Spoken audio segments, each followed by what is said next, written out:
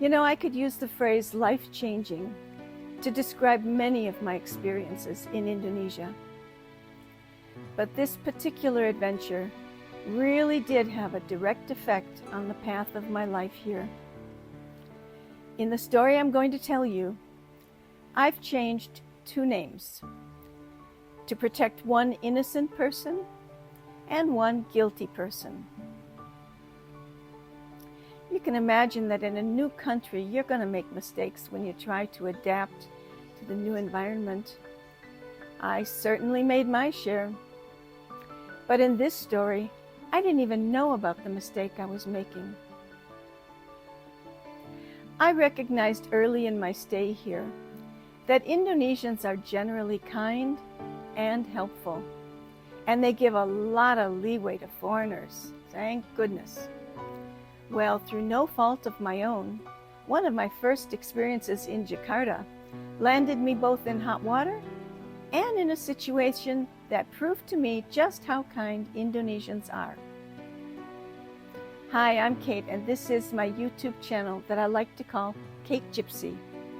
I've used the handle Kate Gypsy from the first email I had years ago at AOL, then at Yahoo, and now at Gmail. So I guess you could say that Kate Gypsy is how most of my online friends know me. But now let me tell you the story I mentioned. I'd moved to Jakarta at the very end of 1982 for a 3-month job training Indonesians on word processing using the Radio Shack TRS-80 computer. You see, I wanted to get a bug out of my system. The bug that kept urging me to try living overseas.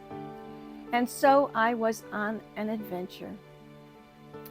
Obviously, you already know that my plans for a 3-month stay in Indonesia changed. Yep. But even before I decided to stay, I began learning my way around this city of 10 million people. And I can tell you 100% that learning how to get around Jakarta was more difficult than I'd ever imagined. If you look at a street map of Jakarta, you won't find very many major streets that stretch all across the city. The majority of streets are pretty much only the equivalent of just a few blocks long. Take a look at the map that's on the screen. It doesn't even show the small streets. These are just the main streets. So that's right. Learning how to get around Jakarta wasn't easy. Every time I took a taxi somewhere, when I got home, I took out the map so I could trace the route. That's how I began to learn those crazy city streets. On a Friday night, just a few weeks after I'd started my job, I had a date with an American guy from work. I'll call him Jim. Here's a spoiler. He was the innocent one I mentioned earlier. I was living in a company house in a far eastern Jakarta suburb, but Jim lived far away on the south side of the city. We planned to go to dinner at a restaurant near Jim's, so I'd agreed to take a taxi to his place.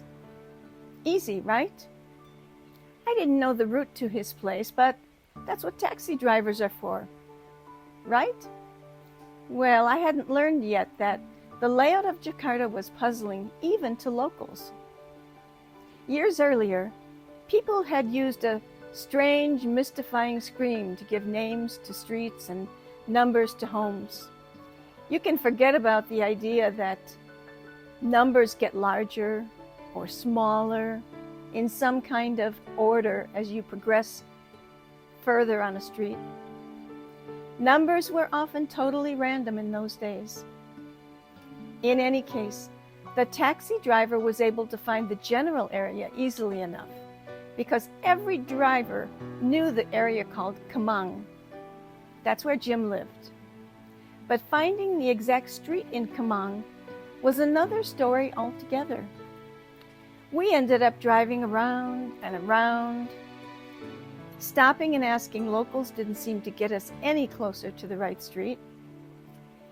And although the cost of taxis was, and still is, quite reasonable, the meter was going higher and higher. I hadn't gotten paid yet, so I really was short of cash, and I hadn't brought much cash with me. After all, Jim was going to pay for dinner. Was I even pronouncing the name of the street correctly? Who knew? I'd only arrived in Jakarta a couple of weeks earlier and hadn't taken any language lessons. It's a fairly phonetic language, but still.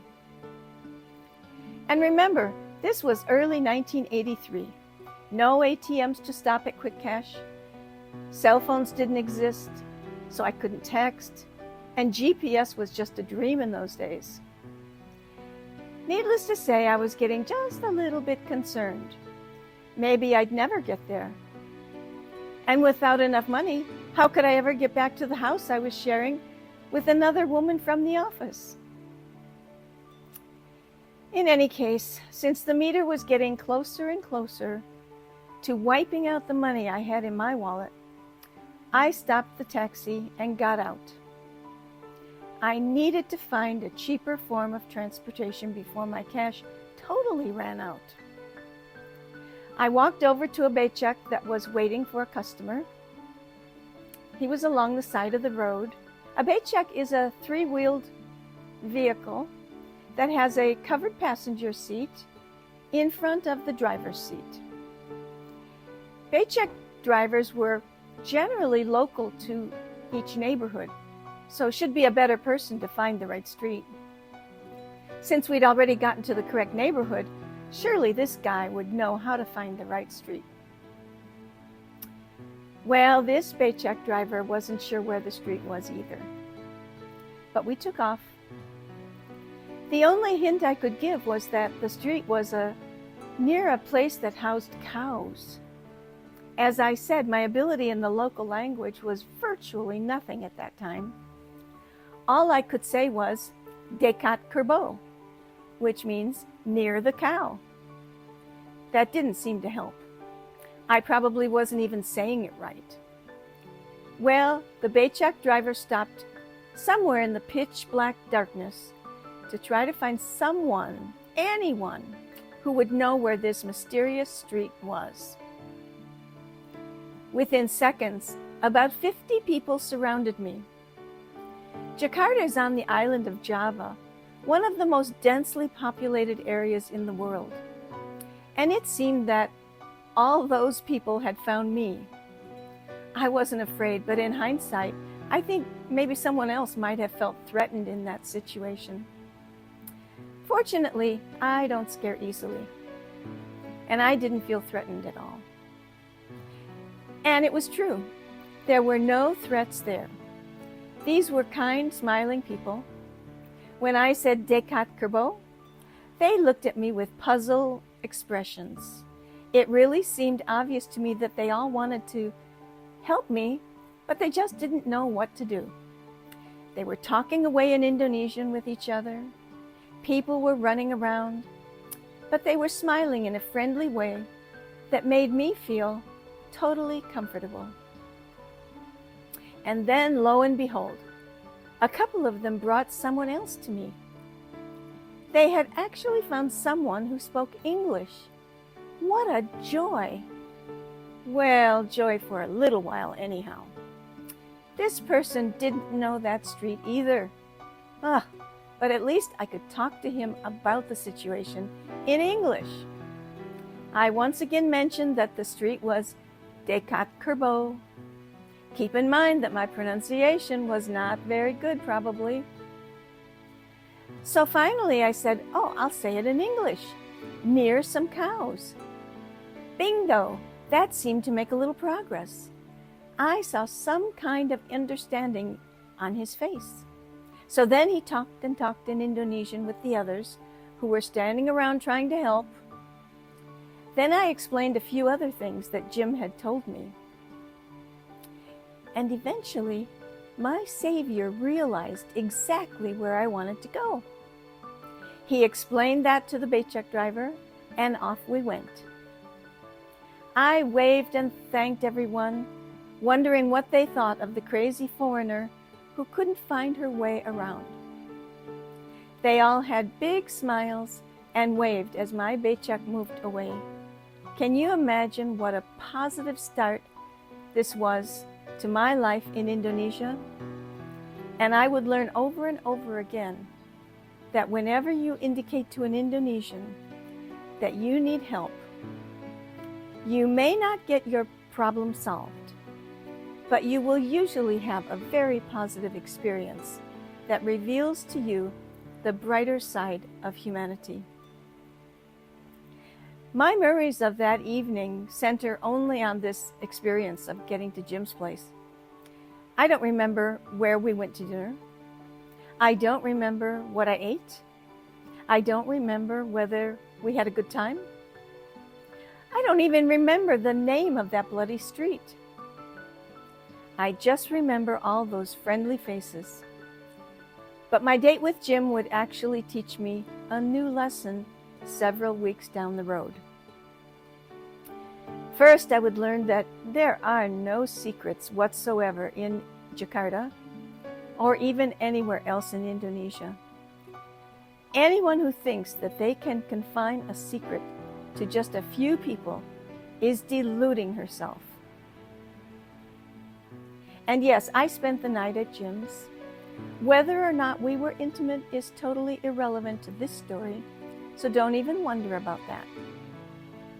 What is relevant is that the next morning at 8 a.m., the receptionist from our office, who I'll call Vicky, showed up at Jim's apartment building and spoke with the building watchman. You've probably been wondering who the guilty one was. Spoiler alert, Vicky was the guilty one and will have a starring role in my next video.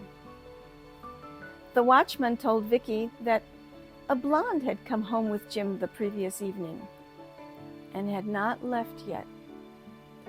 Well, Vicky knew exactly who that blonde was. She had designs on Jim herself and would eventually take her revenge on me in a very Indonesian way that totally changed my future in Indonesia. More about that in my next video. Now, if you enjoyed hearing about this first positive experience, please give me a thumbs up and subscribe, and then come back in a few days to find out how Vicky's revenge made my life difficult. By the way, neither Jim or I found out about Vicky's visit for several weeks, and he and I didn't have another date.